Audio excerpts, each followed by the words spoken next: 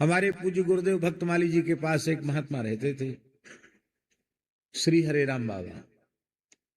बहुत लंबे समय तक रहे और उनकी जो प्राप्ति थी महाराज जी को हुई, पुजारी जी को हुई। पुजारी श्री रामचंद्र दास जी महाराज थे, चित्रकूट वाले पुजारी जी। ये बात है जी 1956-57 की बात होगी।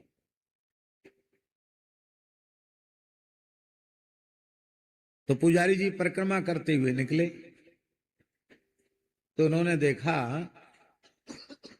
कि आप विचार आप कर सकते हैं कि 1955-56 में गिरिराज जी का स्वरूप कैसा होगा, झाड़ियां कैसी होंगी, कोई रोड तो थे नहीं, कैसी स्थिति रही होगी। तो पूंछरी के की ओर जब परिक्रमा कर रहे थे तब इन्होंने पुजारी जी को ऐसा लगा कि कोई झाड़ियों के भीतर घुसा हुआ व्यक्ति करुण क्रंदन कर रहा है। तो देखे बहुत जैसे तैसे वो ऐसी जगह पर वो पड़े थे बाबा जहां किसी का पहुंचना बड़ा कठिन था, पर जैसे तैसे झाड़ियों के नीचे नीचे खिसक खिसक के वहां तक पहुंचे तो देखा कि एक महात्मा मूर्छित अवस्था में पड़े हैं। कभी रोते हैं, कभी हंसते हैं, कभी चीखते हैं, कभी चिल्लाते हैं।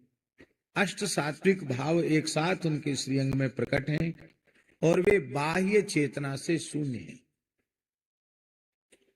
तो पुजारी जी भी कोई सामान्य कोटि के साधक तो थे नहीं, वे समझ गए कि ये कोई सामान्य महापुरुष नहीं है। फिर वे बाबा को कीर्तन करके होश में लाए, फिर बाबा को महाराज जी के पास ले आए, भक्तमाली जी के पास। तब से लेकर और संभवतः 1992 में उनका शरीर पूरा हुआ, तब तक महाराज जी को उनकी सन्निधि मिली। महाराज जी उनके प्रति गुरुभाव रखते थे। महाराज जी कहते थे कि चैतन्य महाप्रभु के प्रेम के लक्षण हमने उनके श्रीअंग में प्रकट देखे। बहुत विलक्षण जीवन है उनका, हमको भी उनकी सन्निधि लंबे समय तक प्राप्त करने का सौभाग्य। अब इतने से ही आप अनुभव कर लो वो कैसे महात्मा थे। वो एक ही आसन पे सोते थे, हम और वो, क्योंकि उनको महाराज जी की सन्निधि बहुत प्रिय थी। अब वो जगह इतनी सी, अब उसी में हमारा आसन, तो वहीं आके पड़ जाते थे वो। तो रात को अब हम कहां जाएं, अपनी जगह छोड़ के कहां जाएं, वहीं हम भी विश्राम करते। बाबा सोते बहुत कम थे, नाम जप करते रहते थे। लेट गए, कभी बैठ गए, कभी लेट गए, कभी ऐसे। वृद्ध तो थे ही। तो एक रात्रि जब वो बाबा ने वहां लेटना शुरू किया था तब की बात। तो एक रात्रि देखा कि एक बहुत विशाल काय हनुमान जी, स्वप्न में हमने देखा, बच्चे ही थे, एक बहुत विशाल काय हनुमान जी एकदम स्वर्ण शैलाभदेय, तपे हुए स्वर्ण की कांति, इतने ऊंचे ऊंचे रोया, मणियों से जटित आभूषण धारण किए हुए, बड़ा दिव्य मधुर स्वरूप, बहुत विराट हनुमान जी। और वो कीर्तन कर रहे हैं, श्री राम जय राम जय जय राम, ये कीर्तन कर, नाच रहे हैं और कीर्तन कर रहे हैं। तो उन विशाल काय हनुमान जी को देखकर हमको भय लगा। अब रहे होंगे 11 वर्ष के, 12 वर्ष के रहे होंगे ज्यादा से ज्यादा। भय लगा हमको, भय लगा। तो उसी अवस्था में बाबा ने मेरी छाती सहलाई। हमको पंडित कहते थे, पंडित डरना नहीं, तुझे हनुमान जी का दर्शन हो गया। अब हमें तो सपने में हो रहा था, लेकिन बाबा तो जग रहे थे। बाबा ने छाती सहला के हमको जगा के कहा, डरना नहीं, तुमको हनुमान जी का दर्शन हो गया। देखो मैं सतत राम नाम का जप करता हूं ना, तो हनुमान जी मेरे सामने रहते हैं। आज तुम्हें उनकी झलक मिल गई, अब निर्भय हो जाओ।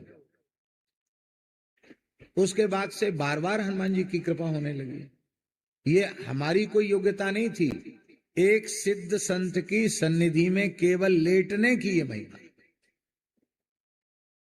तो महात्मा तो ऐसे थे, इतने चमत्कार हैं उनके जीवन के भी कि हम बोल नहीं सकते, बता नहीं सकते। और व्यवहार ऐसा था कि कोई पहचान ही न सके कि इतने सिद्ध महात्मा हैं।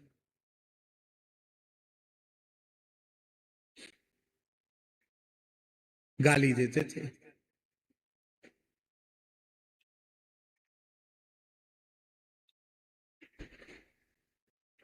अच्छा, हमको जबरदस्ती प्रसाद देते थे, हमको श्रद्धा नहीं। उनका जूठा खाने में हमारी तनिक श्रद्धा। वृद्ध थे और कई बार उनको पाते पाते छींक भी आ जाती थी बड़ी जोर की। हमको लगता था कहीं वो सब एकम एक तो नहीं हो गया। ले पंडित ले प्रसाद ले ले, तो मुझे तो ऐसे लगता। पर हम देखते कि पूज्य गुरुदेव भक्तमाली जी श्रद्धा पूर्वक प्रसाद ले रहे हैं, तो बस उनके देखा देखी हम ले लेते।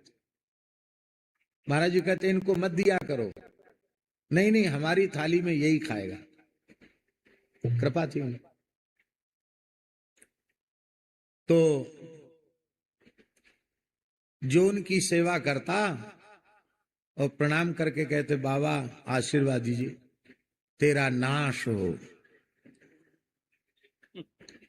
एक दिन हमने महाराज जी से कहा कि महाराज जी सेवा करने वाले को, प्रणाम करने वाले को तो यशस्वी भव, दीर्घायुर भव, ये आशीर्वाद मिलना चाहिए कि तेरा नाश हो।